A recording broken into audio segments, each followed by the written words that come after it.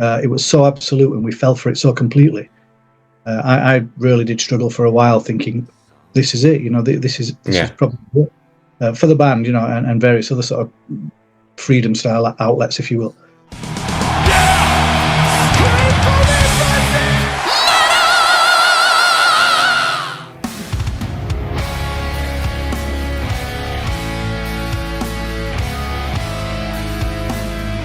Andrew, thank you so much for your time today. As we're recording this, we are 2 weeks, not even, away from the release of the new album. It's when My Dying Bride releases an album, it's always an event. There's always a lot to talk about. A lot of people want to talk about that. So a lot of things come at you. So with all that said, how are you doing today? I'm very well, thank you. Perfectly fine. And yes, I'd forgotten how close we were, actually. So I'd managed to somehow lose that in the mix of everything I thought I had to remember.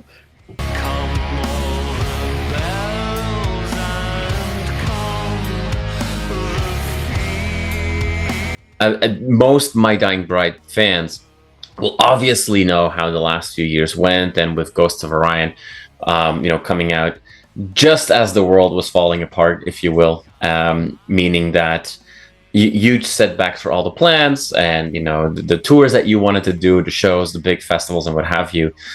So I'm not going to ask you questions like, oh, how challenging was COVID for you guys, but that experience, was it hard to get that energy back then? Like, was there a time in the last couple of years that this album was even at risk, given the shitty experience you had just time-wise that was completely out of your control?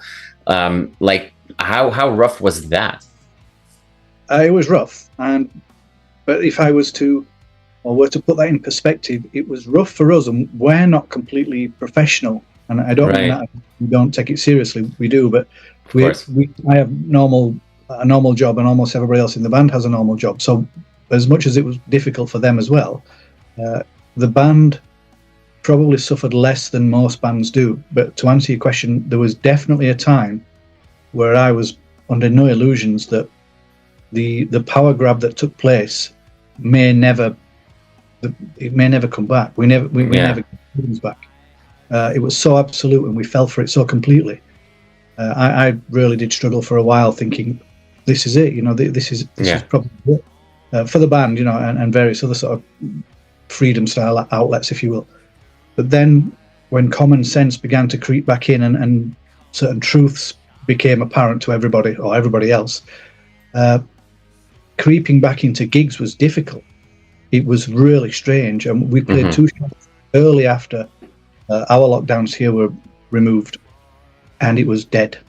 And I don't mean dead as in there was nobody there. There was plenty of people there, but they weren't the same. It was there was a missing. It was lifeless. It was almost like we didn't know what to do with each other anymore. It was strange. It really was, and I remember that distinctly. And particularly the one in London. Bradford was a little warmer, maybe, I don't know why, but so yes, it did affect us. It was certainly negative. There was nothing good came from it. No writing took place. Yeah. No. Well, we sort of did secretively rehearse because, well, we just did. But we did that as almost like therapy. Just to get that kind of thing. So in many respects, we became the underground again because we weren't allowed to do these things, and yet we were. Yeah. So it wasn't great. And like I said, just to put that in perspective, that's what happened to us, and we weren't like expected to do many gigs because we never do. No, of course, yeah. All the shows rolled over. So anybody that was actually relying on live shows, like some bands do, many bands in our sort of peer group, they must have had a shocking time. I dread to think.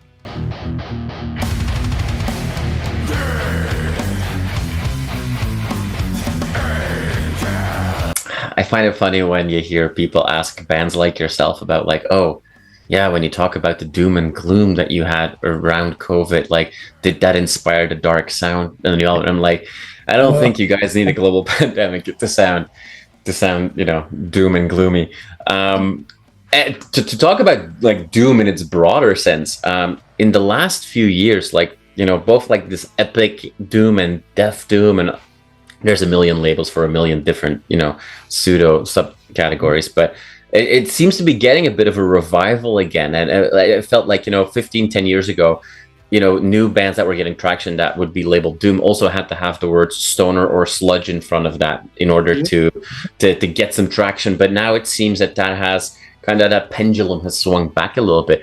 I know that you're also just a lover of music, but do you keep at all your finger on the pulse of newer bands coming out, half of which at least will say that My Dying Bride was a huge influence on that? Well, I'm glad you've noticed this, because I thought I was the only person noticing this, and you also hit on something that I thought I was the only person noticing, where doom had to be sludge or stoner, or else you weren't classed as doom. But you're right, that there is a resurgence, and I subscribe to a channel on YouTube, which, to my eternal shame, but they send these little little videos out with various doom bands from all across the planet that are just releasing that, and I'd never hear of them otherwise. And I'm listening, and all right, they're all my riffs, but I'm thinking, well, fair enough, they're using them wisely, so we leave them alone. But I think this is the kind of stuff I would do. This is the dark kind of doom, if you will. It's not sludge, it's not necessarily gothic. It's in death metal in places, but it's more akin to what I would try to write and what I would listen to. But that's only happened in the last year.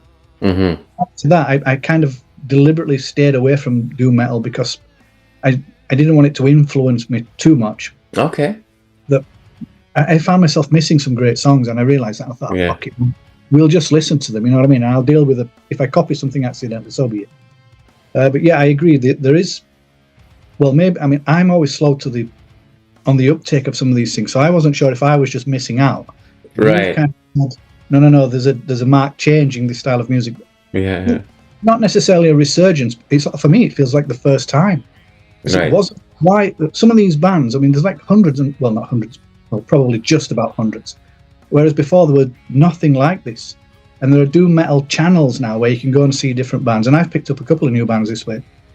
Some of them, the logos I like, because you can't read who they are, and you have to go to the Bandcamp to find out what that says.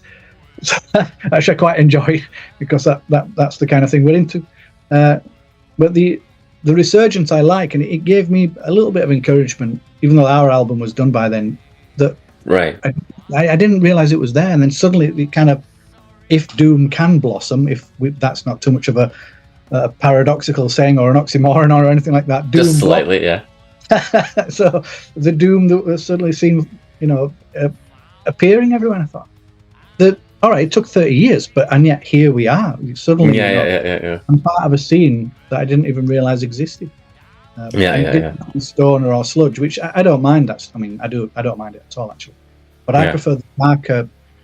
I like the darker settings. Yeah. Castles and moonscapes and that kind of thing. I'm into that sort of vibe. Being stoned is fine. Don't get me wrong, we've been there, but I wouldn't be able to write an album on it.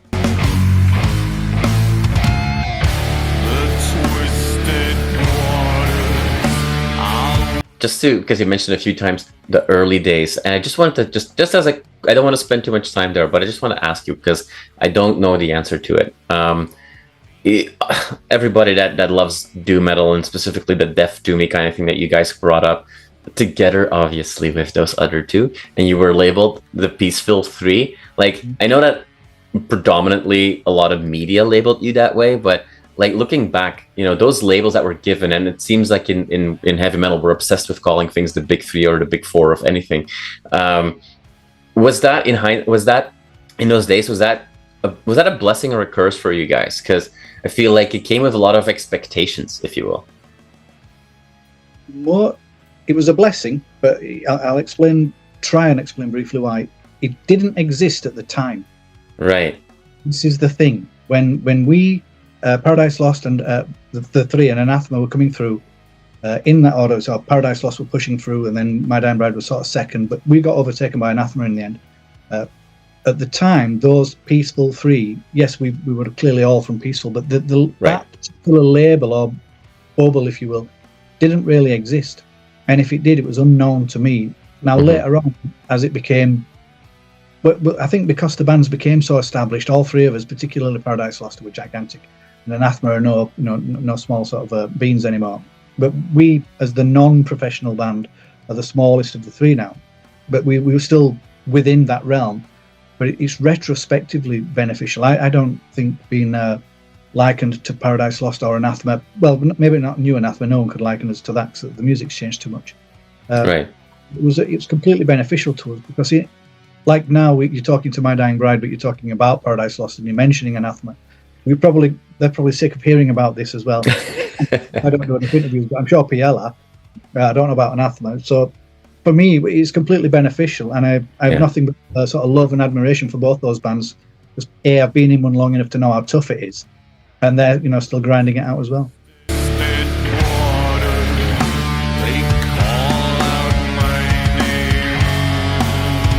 I'd love to get your perspective, but I feel like on this album, which is a pretty diverse album, and we get all these different elements that we've seen sprinkled in your sound over the years, for sure. It almost feels like this album is a bit of an anthology of your whole career. Like you have fans from the very early days and fans from the later 90s and fans from the last 2 decades. Everybody's going to find their piece in there. And sometimes within a song, which is really cool. There's a couple of songs that give us quite some surprises along the way. Can you find yourself in that description that it's, I know it's all new songs, but it almost feels like an anthology or a greatest hits kind of thing? That could be interpreted in two ways. One is fantastically, you've just kind of said it's a greatest hits, even though none of them are re-records. Right. Or you've magically repeated everything you did, made it sound interesting enough that you might just get away with this. So I think it's difficult. I actually understand what you're saying, and that's right. We weren't deliberately trying to, we never ever, and I can honestly hand on heart say this, we never try copy ourselves. In fact, we're on number one of which bands not to copy. And particularly, you never immediately try do the last album, which was Ghost of Orion. So we've deliberately stayed away from that. So, but I only write one way. It sounds like this. And we went deliberately back to basics. Now, so maybe and I imagine that we were very basic when we first started. So we were trying to recapture some of that. I call it sort of a confident naivety. When we were young and we did As the Flower Withers and Turn Loose, we thought we understood everything. And looking back, we knew nothing. We didn't know that. So we tried to bring some of that back, some of the confident naivety, and just play riffs we liked. But we did decide that we wanted it back to basic, no extra musicians, no female vocals, nothing like that this time.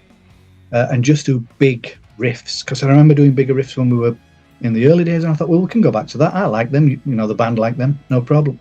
Yeah. And I think what you're detecting is, sadly, and I'll use that, is the fact that it's kind of like when you listen to Slayer, you tend to go, oh, that's Slayer. Right. That's coming out of us now. We've kind of become not necessarily stuck in our own mold, and we are, because you're trying to keep it fresh, but you can't be too different because you get stamped on. You can't repeat yourself because you get stamped on. So you're stuck in this. It's not a bad world or a bad place to be, but you're very mindful of trying not to be either one. Repetitive, too far out that people are alienated by the songs. Blah blah blah blah. It's tough. But I think the way you've described it was it's very polite. And I think you might be right. Who knows? I mean, who knows? An anthology, but without it being repeated songs, it could be. Maybe it's just familiar because she's so well versed in what My Dying Bride does. Right. Well, it sounds like whoever, Maybe it'll be a good for all those people that haven't heard My Dying Bride before. And more people listen to music today than ever before. There's more people around, and it seems like the crowds at venues or a crowd at metal shows, even for bands that have been around for multiple decades, the crowd seems to get younger and younger, or at least at the front of the crowd. So there's a lot of they stay in the back and they just tap their head, this is a great album for new fans to be introduced, let's call it that way, to the band, because it has a lot of these different elements. And you say something interesting, like, hey, it didn't really have that.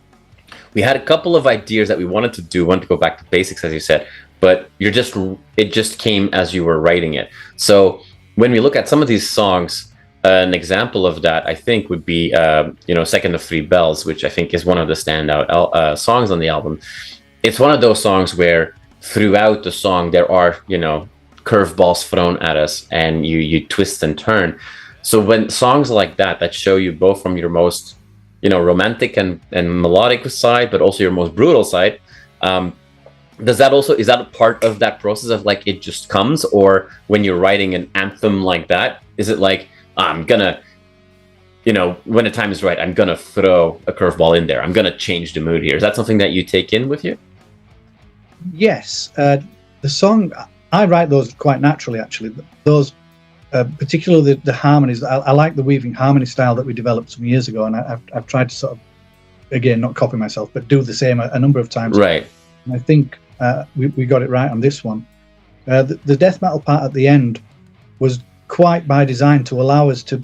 It was bolted in, if you will, even though it's seamless now, but it was bolted in just so we could allow the funeral procession last riff out, where there's actually a note where I use one single note all the way through it, which is kind of like the death knell note, we called it, which is to represent the bell that you don't actually get in the song.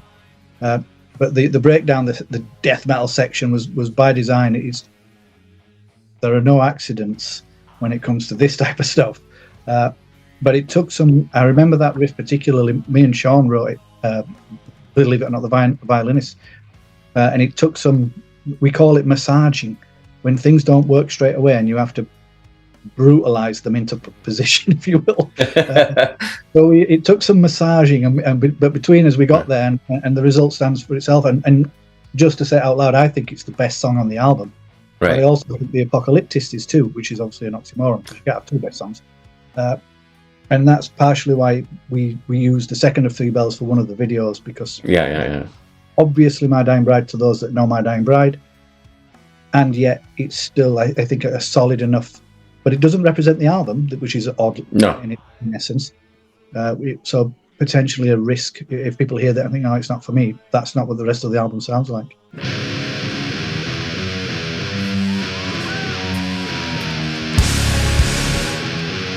Cool that you mentioned the Apocalyptists, because that's maybe that one and Second Bells combined maybe are a good representation of the album, because that is that other anthem. Especially the old school fans will love that one.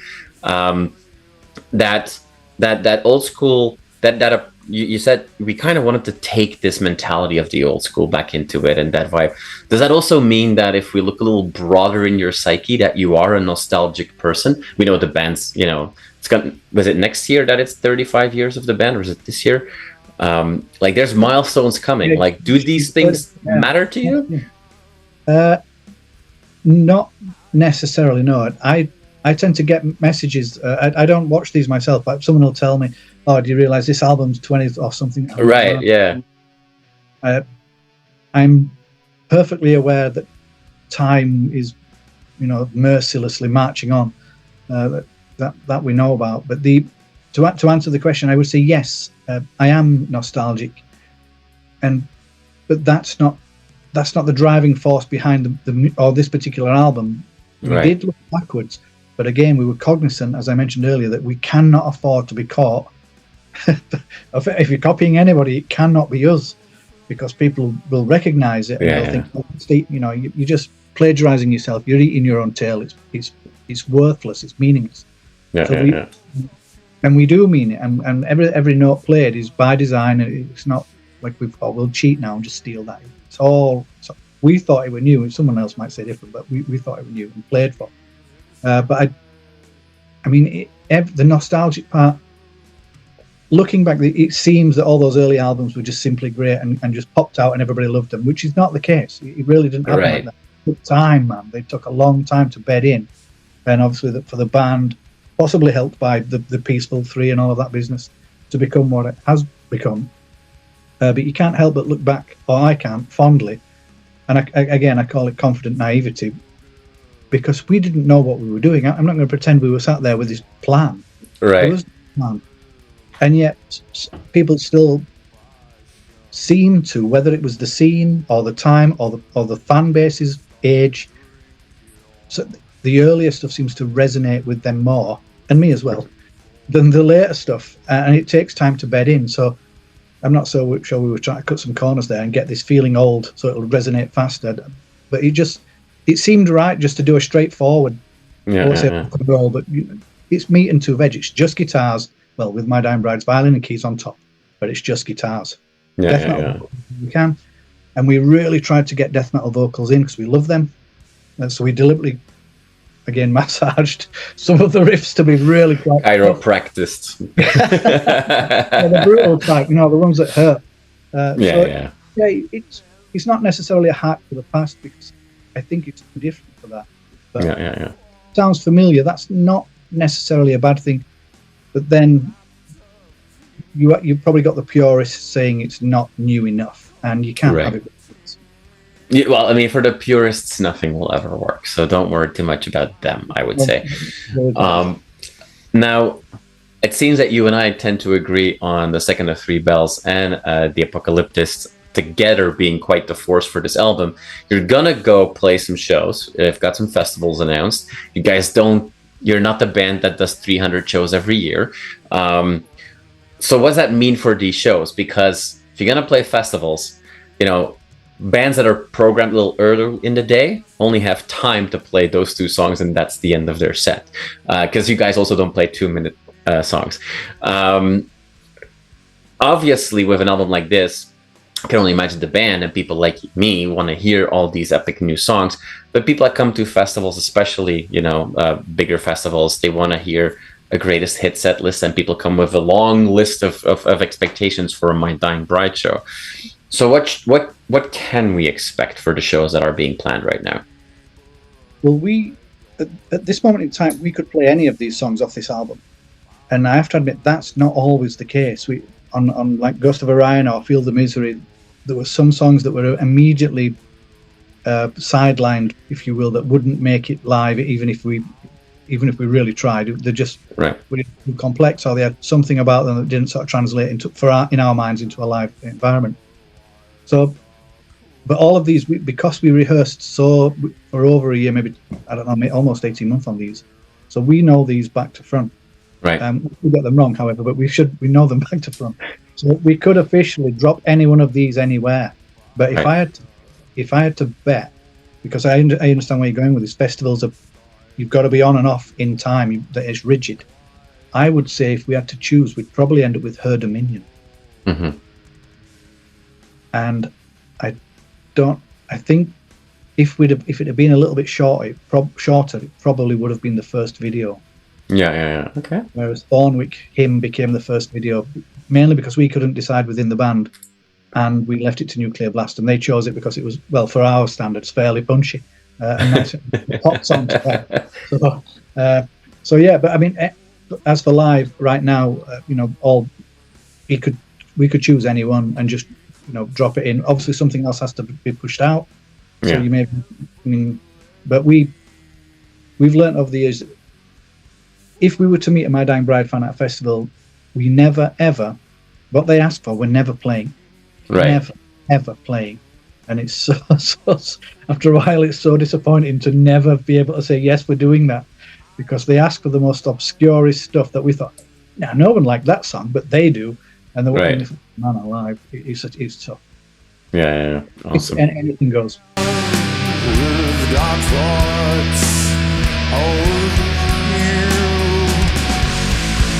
I know how busy you are, and I want to be respectful, not just your time, not just my time, but also of all those interviewers that still have to come after me, which I know is going to be a long list.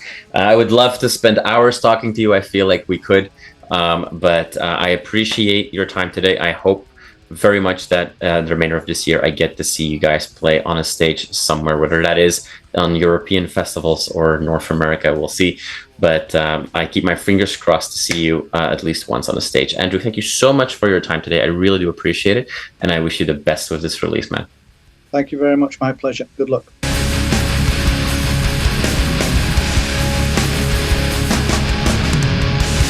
You are awesome for watching this video. Click right here to see more content like it and subscribe to the channel.